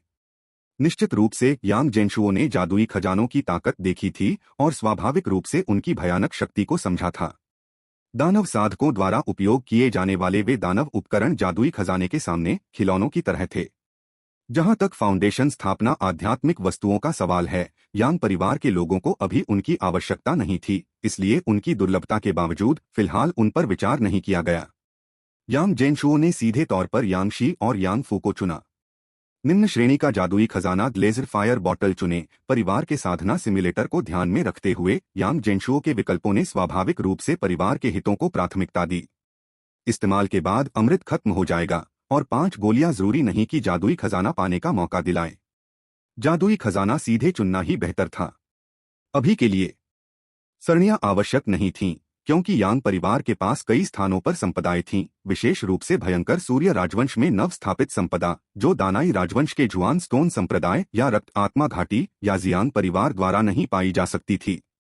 इसके अलावा यांग परिवार का कोई अन्य शत्रु नहीं था और व्यूह रचना की कोई आवश्यकता नहीं थी। ये चीजें अंततः बहुत बोझिल थीं। केवल एक जादुई खजाना ही यांग फू की युद्ध क्षमता को महत्वपूर्ण रूप से बढ़ा सकता था और उसे पारिवारिक विरासत के रूप में आगे बढ़ाया जा सकता था। जब यांग फू ने बेहतर जादुई खजाना हासिल कर लिया तो उसे यांग फुशुओ को और बाद में उसके बेटे पोते को दिया जा सका। पीढ़ी दर पीढ़ी इसका उपयोग अंतहीन होगा। इस वस्तु की कोई समाप्ति तिथि नहीं थी। जब तक इसे कोई और न ले ले, वे इसका जी भरकर आनंद ले सकते थे। परिवार के खजाने में खजाने जोड़ने की यह भावना, इस रोमांच को और कौन समझ सकता है। महान पूर्वज के चयन की बात सुनकर दोनों को राहत महसूस हुई। यांग शी हालांकि पारिवारिक सरोकारों की ओर अधिक झुकाव रखते थे, उन्होंने सोचा कि अपने बेटे यांग फू के लिए जादुई खजाना प्राप्त करना उत्कृष्ट होगा। यांग फू को कोई आपत्ति नहीं थी। उसने बस मुस्कुराते हुए कहा, अगर भविष्य में मेरे भाई को यह पसंद आएगा तो हम उसे दे सकते हैं। यांग जेनशुओ ने उत्तर दिया, यह आवश्यक नहीं होगा। तुम्हारा भाई यहाँ आ रहा है। यांग फुशुओ अपने रास्ते पर था। यांग परिवार के प्रतिष्ठित सबसे बड़े बेटे यांग फुशुओ, दान अग्नि संप्रदाय के एक प्रतिभाशाली कीमियागर और एक नवनिर्मित युवा अमीर आदमी ने भी एक उग्र अग्नि पक्षी खरीदा था और उड़ रहा था। यह दान अग्नि संप्रदाय से ज्यादा दूर नहीं था। यहाँ पहुंचने में एक दिन से भी कम समय लगेगा। अभी भी मेरे महान पूर्वज ही हैं जो मुझ पर सबसे ज्यादा स्नेह करते हैं, वरना मेरा भाई सारी अच्छी चीजें ले जाता। वैसे भी मैं द्वंद्व युद्ध में उसे कभी नहीं हरा सकता। पिताजी, भाई, मैं यहाँ हूँ। वह ऐसे समय में पहुंचे जब यू यांग संभवतः अभी तक आगे नहीं बढ़ पाए थे और सौभाग्य से पिघले हुए लावा मिट्टी के टीले ने अस्थायी रूप से गति करना बंद कर दिया था और अस्तव्यस्त रूप से नहीं घूम रहा था। यांग फू के हाथ में चमकती आग की बोतल थी, एक पारदर्शी बोतल जिसके अंदर बहती हुई लौ इधर उधर घूम रही है। ग्लेज्ड फायर बोतल से एक बहुत शक्तिशाली उतार चढ़ाव फैला, जिससे जादुई खजाने से दबाव उत्पन्न हुआ, जिससे यांग शी को भी जलन महसूस हुई, मानो वह तीव्र आग से घिरा हुआ हो। उसकी क्यूई और रक्त संचार के लिए संघर्ष कर रहे थे। भिन भिनाओ। यांग शी की कमर में मोटे कपड़े में लिपटी एक लंबी तलवार थी, जिससे बैंगनी रंग की रोशनी निकल रही थी, जो चमकदार आग की बोतल की दमनकारी ताकत के खिलाफ प्रतिरोधक थी। उसके पास भी एक खजाना था, लेकिन अब बहुत कम लोग थे जो उसे इस खजाने का उपयोग करने के लिए मजबूर कर सकते थे। यांग फू ने अपनी आध्यात्मिक समझ का उपयोग करते हुए मास्टरलेस ग्लेज्ड फायर बोतल को परिष्कृत किया, सभी दमनकारी शक्तियों को बोतल में इकट्ठा किया, जिससे यह साधारण दिखाई देने लगी। अगर ध्यान से न देखा जाए तो इसे लगभग एक सामान्य फूलदान समझ लिया जाता था। इकट्ठा करना। यांग फू ने अपनी हथेली पलटी और परिष्कृत ग्लेज्ड फायर बोतल भंडारण रिंग में समा गई। स्नैप। यह भंडारण रिंग के अंदर स्पिरिट स्टोन्स के एक छोटे से पहाड़ पर उतरा। अग्निदेव सैनिक ने जब देखा कि दोनों ने अपने खजाने चुन लिए हैं तो उसने पूछा, क्या आप चुनौती देने के लिए तीसरे स्तर में प्रवेश करना चाहते हैं? तीसरी परत क्या है? नीम स्थापना चरण। दानव जानवर। तो फिर भूल जाओ। उसने सीधे तौर पर हार मान ली। यांग जेनशो भी तीसरी परत का दृश्य देख सकता था और अब यांग शी और यांग फू उसे चुनौती नहीं दे सकते थे। शक्ति के भारी अंतर के सामने कोई भी रणनीति पर्याप्त नहीं थी। अग्निदेव सैनिक की विशाल कुल्हाड़ी एक ओर से टूट गई। एक मार्ग प्रकट हुआ। तो फिर आप जा सकते हैं? यांग फू ने पूछा, अगर हम भविष्य में और अधिक शक्तिशाली हो गए तो क्या हम इस जगह को चुनौती देने के लिए वापस आ सकते हैं? आप कर सकते हैं। तो फिर हम कब्र को फिर से कैसे ढूंढेंगे? अगर यह नियति होगी तो हम फिर मिलेंगे। अभी प्रस्थान करें। यांग शी की आंखें चमक उठीं। हमारे कुछ दोस्त अभी भी चुनौती स्वीकार कर रहे हैं। हम यहाँ एक साथ जाने के लिए प्रतीक्षा करेंगे। अग्निदेव सैनिक कुछ देर रुका, फिर चुपचाप अपनी जगह पर खड़ा रहा, कुछ नहीं बोला। चलो चलें। फुअर। अपने पिता का उत्साहित चेहरा देखकर यांग फू को पता चल गया कि क्या होने वाला है। पिघले हुए लावा सागर में ओएसिस के नीचे क्यूई शोधन क्षेत्र के लाल चमड़ी वाले विशाल मगरमच्छों का एक समूह आराम से धूप सेंक रहा था। थप्पड़ थप्पड़ थप्पड़। बर्फ के कई गोले उनके सिर पर लगे। जिस प्रकार की आध्यात्मिक ऊर्जा से वे सबसे अधिक घृणा करते थे, उससे उन्हें अत्यधिक पीड़ा हुई। अगले ही क्षण उनमें से एक व्यक्ति क्रोधित होकर भड़काने वाले पर टूट पड़ा। पुची पुची। ओएसिस के पास यांग शी और यांग फू ने मिलकर कुछ ही चालों में अग्नित्वचा वाले विशालकाय मगरमच्छ को मार गिराया। आशीर्वाद अवशोषण यानफो अग्नित्वचा वाले विशाल मगरमच्छ के जीवनसार को अवशोषित कर लेता है। उसकी क्यूई रक्त शक्ति बढ़ जाती है, शारीरिक कार्य बढ़ जाते हैं, अग्नि आध्यात्मिक शक्ति थोड़ी बढ़ जाती है और उसे जूनियर अग्नि अवशोषण मर्त्य स्तर प्रतिभा प्राप्त हो जाती है। यह प्रतिभा अग्नित्वचा वाले विशालकाय मगरमच्छ में जन्मजात थी, जिसके कारण वह मैग्मा सागर में आसानी से विचरण कर सकता था, यहाँ तक कि अपनी शक्ति बढ़ाने के लिए मैग्मा से प्रचंड अग्नि आध्यात्मिक ऊर्जा को भी अवशोषित कर सकता था। यांगशी के पास पहले से ही यह प्रतिभा थी। साधारण दानव जानवरों की प्रतिभाएं काफी हद तक समान होती हैं, एक बार अवशोषित हो जाने के बाद नई प्रतिभाएं ढूंढना कठिन होता है। केवल उच्चस्तरीय दानव जानवरों में ही अधिक विशिष्ट प्रतिभाएं होती हैं। हालांकि पूरे दूसरे स्तर में केवल फाउंडेशन स्थापना चरण में केंद्र में विशाल मगरमच्छ एक उच्चस्तरीय दानव जानवर था, जो स्पष्ट रूप से ऐसा कुछ नहीं था जिसे यांगशी और यानफो भड़का सकते थे। दोनों ने ओएसिस के आसपास कुछ दानव जानवर सार को अवशोषित किया। यांग गेंशुओ ने यानफू को 3 को अवशोषित करने की अनुमति देने के बाद उन्हें सीधे अधिक उपयोग करने से रोक दिया। ये दोनों बेकार सामान, क्या इन्हें सच में लगता है कि मेरी धूप अंतहीन है? इन बेकार दानव जानवरों पर इसे बर्बाद करना बंद करो। अरे, कुछ अच्छे टैलेंट वाले जानवर ढूंढो जिन्हें अवशोषित किया जा सके। यद्यपि आजकल धूप बहुत अधिक मात्रा में उपलब्ध हो गई थी, फिर भी इसे इस तरह बर्बाद नहीं किया जाना चाहिए था। पैतृक आत्मा द्वारा डांटे जाने के बाद यांगशी में जुनून फीका पड़ गया। उसने अपने कंधे उचका दिए। कोई बात नहीं बेटा, पूर्वजों की आत्मा नाराज है, चलो चलते हैं। लेकिन यांगफू ने मैग्मा सागर में सावधानी पूर्वक व्यवस्थित राक्षस जानवरों को देखकर एक विचार किया। पिताजी, दूसरों को पैटर्न ढूंढना होगा और राक्षस जानवरों से कदम दर कदम आगे बढ़ना होगा। लेकिन क्या होगा अगर हमने राक्षस जानवरों के गठन को बाधित कर दिया? यह सुनकर यांगशी ने तेजी से सांस ली। बेटा, क्या हमने भरपेट खाना सिर्फ इसलिए खाया है कि मेज पलट जाए?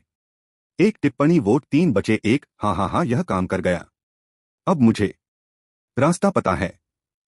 मैं सचमुच दान अग्नि संप्रदाय का सबसे होनहार बुजुर्ग हूँ। यू यांग ने चुनौती पार करने का राज समझ लिया था और एक दिन की परीक्षा के बाद उसने एक रास्ता भी बना लिया था। अगर कोई अप्रत्याशित घटना न घटे तो वह ओएसिस तक जरूर पहुंच सकता था। इस समय किदियन की विभिन्न चट्टानों पर दान अग्नि संप्रदाय के कई और शिष्यों ने पहला परीक्षण पास कर लिया था। यू यांग हंसे।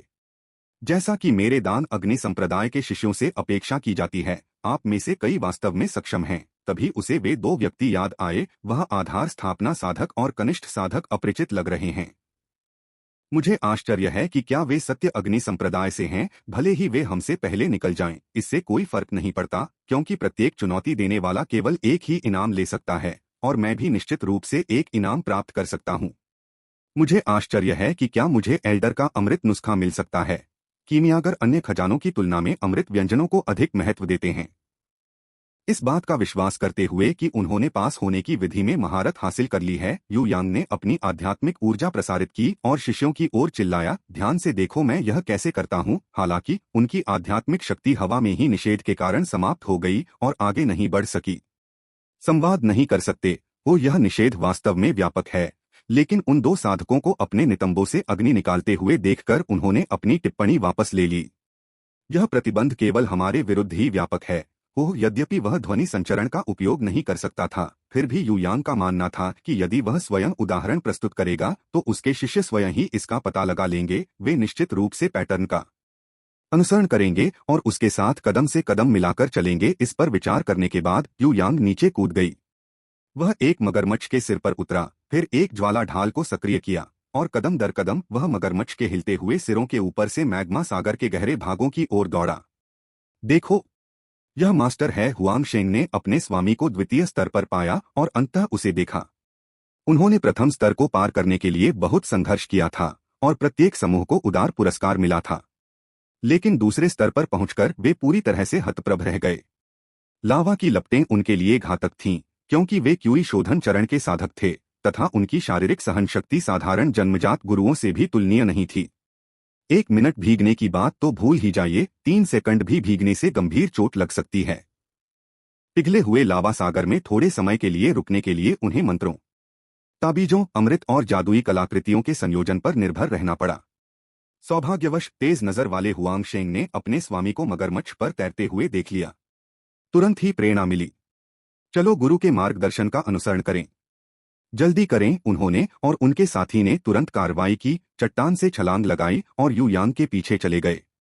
अपनी आध्यात्मिक समझ से यह देखकर यू यांग का चेहरा गर्व से चमक उठा। हुआंग शेंग वाकई एक होनहार प्रतिभा है। मुझे नहीं लगता कि वह मेडिसिन गार्डन पीक के यांग फुशुओं से किसी भी मायने में कम है। उसने जानबूझकर अपनी गति धीमी कर दी ताकि उसके पीछे के शिष्य उसके साथ चल सकें। उनके नेतृत्व में दान अग्नि संप्रदाय के अन्य शिष्य भी मूर्ख नहीं थे। उन्होंने तुरंत उस मार्ग का अनुसरण किया जो उनके गुरु और वरिष्ठ भाई ने अपनाया था। अचानक एक अद्भुत दृश्य निर्मित हो गया। हाँ, एक के रूप में एकजुट दान अग्नि संप्रदाय गुप्त क्षेत्र पर विजय न पाने की चिंता क्यों करें। यू यांग की हंसी ने उसके पीछे खड़े शिष्यों में असीम आत्मविश्वास भर दिया। मास्टर का शुक्र है, वरना हम सब दूसरी परत पर फंस गए होते। हाँ, मास्टर के पीछे चलने का मतलब है कि हमें खाना मिलेगा। मैं गुरु जितना चतुर क्यों नहीं हूँ। कोई आश्चर्य नहीं कि उन्होंने फाउंडेशन स्थापना महान दांव प्राप्त कर लिया है। गुरु ने आगे बढ़ने से पहले जानबूझकर हमारा इंतजार किया। आपके शिष्य बहुत प्रभावित हुए हैं। अहम यू यांग ने 2 बार खांसी लेकिन कोई प्रतिक्रिया नहीं दी। वह निश्चित रूप से यह नहीं कह सकता था कि उसे रास्ता ढूंढने में पूरा दिन लग गया। इस बीच कुछ दान अग्नि संप्रदाय साधक जो पहले स्तर को पार नहीं कर पाए थे नष्ट कर दिए गए, लेकिन सौभाग्य से उनके पास प्रचुर मात्रा में अमृत होने के कारण उन सभी ने अपने जीवन को बचा लिया और पृथ्वी देव सैनिक द्वारा उन्हें बाहर ले जाया गया। इसी समय एक आकृति गुप्त क्षेत्र में प्रवेश कर गई। यांग फुशुओं ने प्रथम परत में प्रवेश किया और बिना एक शब्द कहे सीधे एक पायल्टिंग फाट फ्लाइंग पिल का सेवन किया जिसे उसने तैयार किया था। रेतीले इलाके पर उड़ गया, रेत में छिपे राक्षस जानवरों के हमले से बच गया और अपने पूर्वजों के मार्गदर्शन के अनुसार सीधे पृथ्वी देव सैनिक की ओर बढ़ गया। पृथ्वी देव सैनिक से मुठभेड़ होने पर शब्दों की कोई बर्बादी नहीं हुई। एक ही पाद के साथ वह पृथ्वी देव सैनिक की छाती तक पहुंच गया। 10 द्वितीय श्रेणी के ताबीज ग्रीन वुड स्पिरिट स्टैब लगाए गए। पफ पफ पफ पफ हरे रंग की आध्यात्मिक ऊर्जा का एक समूह फट गया जिससे 10 विशाल कीलें बनी जो पृथ्वी देव सैनिक के वक्ष कवच में घुस गईं। छाती की प्लेट को तुरंत फाड़कर अंदर बहती रेत को कांटों से छेद दिया गया जिससे धड़कती हुई कठपुतली का केंद्र प्रकट हो गया। जीवन अग्नि मंद बैंगनी जीवन अग्नि बाहर निकली और पृथ्वी देव सैनिक मौके पर गिर गया। प्रथम स्तर की परीक्षा उत्तीर्ण करने पर बधाई। यांग फुशुओं ने प्रथम परत का तीव्र प्रदर्शन किया। मुझे इस सेकंड ग्रेड डिफेंसिव फॉर्मेशन की जरूरत है, जल्दी मुझे सेकंड लेयर में ले चलो। जल्दी करो, जल्दी करो, जल्दी करो। अपने पूर्वज से मिली जानकारी के आधार पर वह जानता था कि यू यांग के वंश के लोग वर्तमान में द्वितीय स्तर पर चुनौती दे रहे थे और खजाने की खोज कर रहे थे। खजानों की संख्या सीमित होने के कारण यदि वे उन तक पहले पहुंच जाते तो जो वस्तुएं वे चाहते थे वे निश्चित रूप से ले ली जाती। वह शीघ्रता से दूसरे स्तर पर पहुंच गया। इस समय यू यांग पहले से ही पिघले हुए लावा सागर में योजनाबद्ध मार्ग पर 6 शिष्यों का नेतृत्व कर चुकी थी। आह, क्या हम उनसे हार सकते हैं? मेरा खजाना। यांग फुशुओं ने एक और पायल्टिंग फाट फ्लाइंग पिल खा ली, साथ ही अपने घर में बनाई गई गैदरिंग फायर पिल भी खा ली और जल्दी से ओएसिस की ओर चल पड़ा। इस बीच एक देवता के नजरिए से यांग जेनशुओ ने अपने मुंह के कोने पर एक हल्की सी मरोड़ के साथ स्क्रीन पर देखा।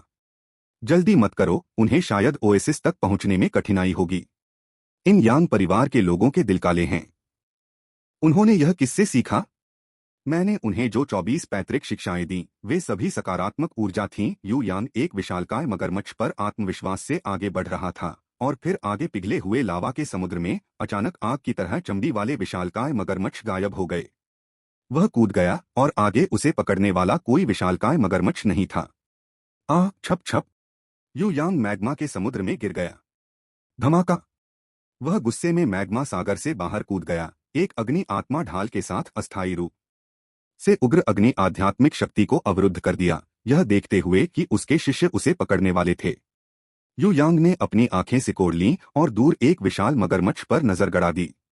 वहां अब यह और दूर कैसे हो गया? सौभाग्यवश कुछ आध्यात्मिक शक्ति खर्च करने के बाद वह उस पर चढ़ने में सफल हो गया। फिर उसके अन्य शिष्य भी वहां आए, सभी दयनीय स्थिति में। और फिर यू यांग जितना आगे गया वह ओएसिस से उतना ही दूर होता गया जब तक कि वह मृत सागर तक नहीं पहुंच गया जहां कोई भी विशालकाय मगरमच्छ नहीं पाया गया। यू यांग शिष्य मैग्मा सागर में गिरने वाले थे। हुआंग शेंग की आध्यात्मिक ऊर्जा बहुत कम हो गई थी। उसे ऐसा लग रहा था जैसे उसकी दादी उसे हाथ हिलाकर नमस्कार कर रही हो। क्या मैं यहीं नष्ट हो जाऊंगा? लेकिन मैंने अभी तक संप्रदाय में खुद को मुक्त नहीं किया है, मैंने यान फुशुओ को पीछे नहीं छोड़ा है, मैं इसे स्वीकार नहीं कर सकता। प्रबल जुनून ने उसकी आध्यात्मिक शक्ति को उग्र बना दिया और उसकी आध्यात्मिक भावना तेजी से बढ़ रही थी, वह टूटने ही वाला था। टकराना। ठीक इसी महत्वपूर्ण क्षण में हुआंग शेन क्यूई साधना की चौथी परत से सीधे पांचवीं परत तक पहुंच गया, लेकिन इसका कोई फायदा नहीं हुआ। एक मृत अंत पर पहुंचने के बाद उन्हें कोई रास्ता नहीं सूझ रहा था। उसने पलटकर देखा तो यांग फुशुओ ऊपर उड़ रहा था। है क्या यह जुनून से पैदा हुआ भ्रम है? यू यांग का चेहरा काला पड़ गया। असंभव, बिल्कुल असंभव। मैंने सब कुछ गणना कर लिया था, क्या यह कोई जाल हो सकता है जो जानबूझकर हमें आगे बढ़ने से रोक रहा है? लेकिन इस समय उसे आगे बढ़ने का कोई और रास्ता नहीं सूझ रहा था। धिक्कार है। चलो वापस चलें। उनके वस्त्र ने आध्यात्मिक शक्ति का एक बड़ा तूफान पैदा कर दिया, जिसने सभी 6 शिष्यों को उनकी ओर आकर्षित कर लिया। आत्मा को बांधने वाली रस्सी, शत्रु को फंसाने वाली इस जादुई कलाकृति का प्रयोग करके उसने सभी 6 शिष्यों को अपने साथ बांध लिया और जिस रास्ते से वे आए थे उसी रास्ते से वापस जाने लगा।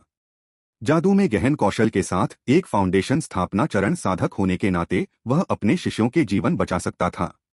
Bang bang bang. हवा में परिचित पादने की आवाजें सुनकर यू यांग ने ऊपर देखा और सदमे से उसका जबड़ा लगभग खुला रह गया। यांग फुशुओ, आप यहाँ पर क्या कर रहे हैं? इस यात्रा में उनकी टीम में यांग फुशुओ नहीं थे। एक सेकंड रुको। उसे याद आया कि यह पादउड़ान वाला जादू क्यों जाना पहचाना लग रहा था।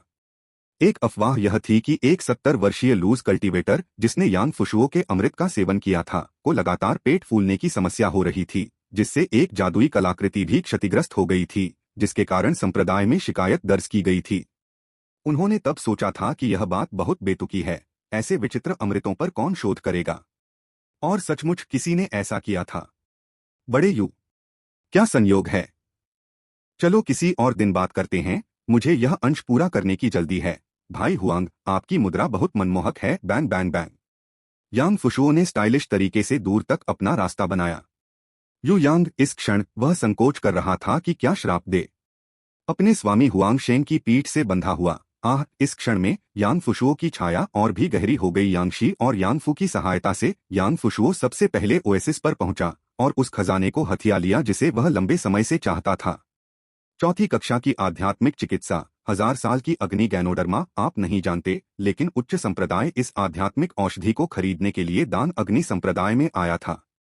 एक टिप्पणी वोट 3/1। उच्च संप्रदाय 1000 साल की अग्नि गनोडर्मा खरीद रहा है। यह पहली बार था जब यांग गेंशुओ ने इसके बारे में सुना था, इसलिए उन्होंने दान अग्नि संप्रदाय के प्रभाव को बाहर निकाला और वास्तव में संप्रदाय की मिशन सूची से इस कार्य को देखा। क्लाउड हिडन स्पिरिट सेक्ट ने चतुर्थ श्रेणी की जड़ी बूटी 1000 साल की अग्नि गनोडर्मा खरीदने का कार्य जारी किया है। जो शिष्य इस कार्य को पूरा करेगा उसे पुरस्कार के रूप में निम्न श्रेणी का खजाना मिलेगा, और इसके अतिरिक्त दान अग्नि संप्रदाय शिष्य को संप्रदाय की सूची से एक अतिरिक्त पुरस्कार चुनने की अनुमति देगा। तो इस चौथी श्रेणी की जड़ी बूटी को प्राप्त करके यांग फुशुओ को 2 पुरस्कार मिल सकते हैं, और उसने लाभ कमाया है। निम्न श्रेणी का खजाना पहले से ही एक उत्कृष्ट पुरस्कार था, और संप्रदाय से एक और खजाना प्राप्त करने से यांग फुशुओ का लाभ यांगफू से कहीं अधिक हो जाएगा। दान अग्नि संप्रदाय की सूची में कई अच्छी वस्तुएं होनी चाहिए। यांग जेनशुओ ने पढ़ा कि दान अग्नि संप्रदाय की सूची में कम से कम तृतीय श्रेणी के अमृत थे। 2 सेट पुरस्कार पाकर उस बच्चे यांग फुशुओ का भाग्य सचमुच अविश्वसनीय है। यांग फुशुओ ने अपने भंडारण वलय में 1000 वर्ष पुराना अग्नि गनोडर्मा संग्रहित किया और फिर जल्दी से मुट्ठी भर अमृत निकाला। यहाँ यहाँ यहाँ, मैंने इन्हें यूं ही बना दिया है, इन्हें अपनी इच्छानुसार इस्तेमाल करो। ओह ठीक है पिताजी, द्वितीय श्रेणी पृथ्वी तत्व रक्षात्मक सरणी का यह सेट मेरे लिए किसी काम का नहीं है, इसलिए आपको इसे हमारी संपत्ति पर ले जाना चाहिए। मैं अब जा रहा हूँ, वरना जल्दी ही निकलना मुश्किल हो जाएगा। यांग फुशुओ ने आत्मजागरूकता दिखाई, वस्तुओं को फेंक दिया और दिखावा करने के बाद भाग गया। यांग शी और यांगफू ने एक दूसरे की ओर देखा। तो फिर हमें भी जल्दी से निकल जाना चाहिए। फाउंडेशन स्थापना चरण के एल्डर यू यांग मूर्ख नहीं थे। एक बार जब वह वापस आए तो संभवतः उन्हें पता चल जाएगा कि उन दोनों ने क्या किया था। यांग परिवार के 2 दयालु पुरुष चट्टान की खाल वाले मगरमच्छ को लगातार कुचले जाते हुए नहीं देख सकते थे, इसलिए उन्होंने मगरमच्छ के एक से को समुद्र के तल पर हमेशा के लिए आराम करने के लिए भेज दिया। पिता और उसके दोनों बेटों के पास ज्यादा बात करने का समय नहीं था और वे चुपचाप चले गए। बाहर निकलते ही वे अपनी अपनी सवारी पर सवार होकर 3 अलग अलग दिशाओं में उड़ गए। हमें जल्दी करना चाहिए, वरना अगर यू यांग को यह एहसास हो गया कि दूसरों को चुनौती देने के बजाय उन्हें लूटना बेहतर है तो यह बुरा होगा। बाहर तीनों मिलकर भी किसी एक को हराने के लिए पर्याप्त नहीं थे। यह एक वास्तविक फाउंडेशन स्थापना चरण महान शक्ति थी। गुप्त क्षेत्र की इस यात्रा में तीनों को उनकी कल्पना से कहीं अधिक प्राप्त हुआ। यांगशी मूल रूप से यांगफू के लिए केवल उच्च गुणवत्ता वाली जन्मजात पृथ्वी आध्यात्मिक ऊर्जा खोजना चाहते थे, लेकिन उन्होंने अप्रत्याशित रूप से एक द्वितीय श्रेणी रक्षात्मक गठन, एक निम्न श्रेणी खजाना और एक चतुर्थ श्रेणी आध्यात्मिक जड़ी बूटी भी प्राप्त कर ली। पृथ्वी तत्व रक्षा में सर्वश्रेष्ठ है। हम रेड सन कैपिटल में नए एस्टेट में इस द्वितीय श्रेणी संरचना को स्थापित करेंगे। एक चालाक खरगोश के 3 बिल होते हैं, एक बिल दूसरे तक जाता है। यद्यपि इस यात्रा में एक मार्शल कल्टीवेटर के रूप में यांगशी को कुछ भी ऐसा नहीं मिला जिसका वह उपयोग कर सके, लेकिन उसने राक्षस जानवरों का खूब सेवन किया। उन्होंने 4 निष्क्रिय प्रतिभाएं और एक दिव्य कौशल प्राप्त किया। पतला खोल नश्वर स्तर, धैर्य नश्वर स्तर, रोष तरंग नश्वर स्तर, रॉक स्किन नश्वर स्तर, पृथ्वी बिखरने वाली तरंग नश्वर स्तर। इन प्रतिभाओं से प्राप्त वृद्धि ने एक बार फिर उनकी ताकत को महत्वपूर्ण रूप से बढ़ा दिया। यह शैतानी पवन वन से कई वर्षों की फसल के बराबर था। आप देखिए, चूंकि बिल्ली के समान मित्र ने क्लेश को पार कर लिया और कभी वापस नहीं लौटे, इसलिए राक्षस जानवरों का शिकार करने में यांग परिवार की दक्षता में भारी कमी आई। प्रति माह शिकार करने के लिए केवल 2 अलग अलग राक्षस जानवरों को खोजने का प्रबंधन करना पहले से ही अच्छा था, और वहां कई लोग राक्षस जानवरों के जीवन सार के हिस्से को साझा करने के लिए इंतजार कर रहे थे। इसलिए एक पिता के रूप में यांगशी को अपने 2 बेटों के साथ प्रतिस्पर्धा करने में शर्मिंदगी महसूस हुई। पिछले कुछ वर्षों में इनमें से अधिकांश पुरस्कार 2 भाइयों यांगफू और यांगफुशुओ को दे दिए गए। आखिरकार बूढ़े मुखिया की नजर में ये दोनों बच्चे यांग परिवार की सबसे बड़ी क्षमता थे, और यांगशी, जो हमेशा जन्मजात ग्रैंड मास्टर चरण में था, पहले से ही महसूस करने लगा था कि वह एक निश्चित अड़चन तक पहुंच गया है। उसका शरीर आगे बढ़ने में असमर्थ है। केवल पुराने कुलपति द्वारा दिए गए आशीर्वाद पर भरोसा करके ही वह थोड़ा मजबूत हो सकता था। इन्नेट ग्रैंड मास्टर के बाद अगला क्षेत्र दिव्यता क्षेत्र, इसे कैसे प्राप्त किया जा सकता है? भयंकर सूर्य राजवंश में इस वर्ष के दौरान यांगशी ने लगभग पूरे राजवंश के अधिकांश शहरों की यात्रा की थी, लेकिन किसी भी मार्शल कल्टीवेटर के बारे में नहीं सुना था जो इन्नेट ग्रैंड मास्टर चरण को तोड़ सके।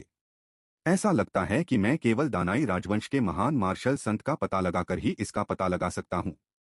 जब मुझे फुअर के लिए पृथ्वी स्तर की जन्मजात स्वर्ण आध्यात्मिक ऊर्जा का अंतिम धागा मिल जाएगा तो मैं दानाई राजवंश में वापस आ जाऊंगा, यांगशी ने ऐसा सोचा। भयंकर सूर्य राजवंश में ज्वालामुखियों की बहुतायत थी, जिससे अग्नि की प्रधानता थी।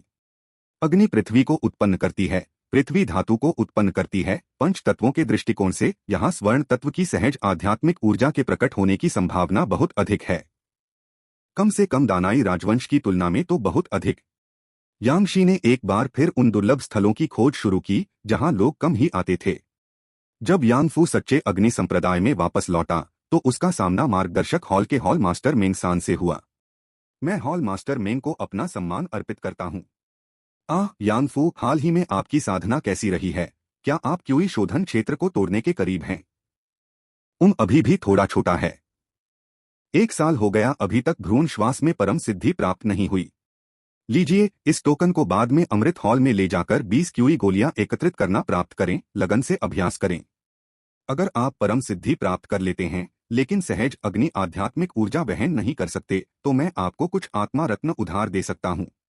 पर्याप्त मात्रा में अर्जित करने के बाद आप उन्हें मुझे वापस कर सकते हैं। यांगफू, धन्यवाद हॉल मास्टर मेंग। जारी रखें। यांगफू ने मेंगसान की प्रस्थान करती हुई आकृति को देखकर हल्का सा मुस्कुराया। इसके बाद वह 20 गैदरिंग क्यूई पिल्स प्राप्त करने के लिए एलिक्सिर हॉल में गया और उन्हें अपनी अंगूठी में रख लिया। मेंगसान के जाने के बाद उसने अपना सिर हिलाया। उसने यांगफू को सच्चे अग्नि संप्रदाय में आने के बाद से लगन से अभ्यास करते देखा था, लेकिन किसी कारण से स्तरों में उसकी प्रगति अविश्वसनीय रूप से धीमी थी। वह 1 साल पहले महान पूर्णता के करीब था और अब भी है।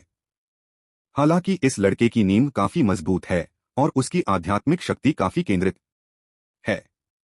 यह बहुत बुरी बात है कि वह नहीं जानता कि आत्मा पत्थर कैसे कमाए, जिससे उसका साधना पथ अत्यंत कठिन हो गया है। ठीक है, पिछली बार दान अग्नि संप्रदाय से खरीदे गए अनाज परिहार केक अभी भी भंडारण बैग में हैं। मुझे उन्हें बेचने के लिए आध्यात्मिक भोजन कक्ष में लटका देना चाहिए। अनाज से बचाव के केक 3 पैकेट प्रति स्पिरिट स्टोन। उसने 2000 पैकेट खरीदे थे।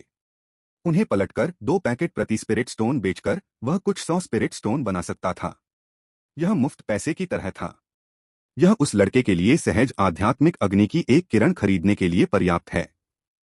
भयंकर सूर्य राजवंश के विशेष भौगोलिक वातावरण का अर्थ था कि उनके पास जन्मजात अग्नि आध्यात्मिक ऊर्जा की कभी कमी नहीं थी। नश्वर स्तर की जन्मजात अग्नि आध्यात्मिक ऊर्जा 5 तत्व आध्यात्मिक ऊर्जाओं में सबसे सस्ती थी, जबकि जन्मजात लकड़ी आध्यात्मिक ऊर्जा अत्यंत दुर्लभ थी।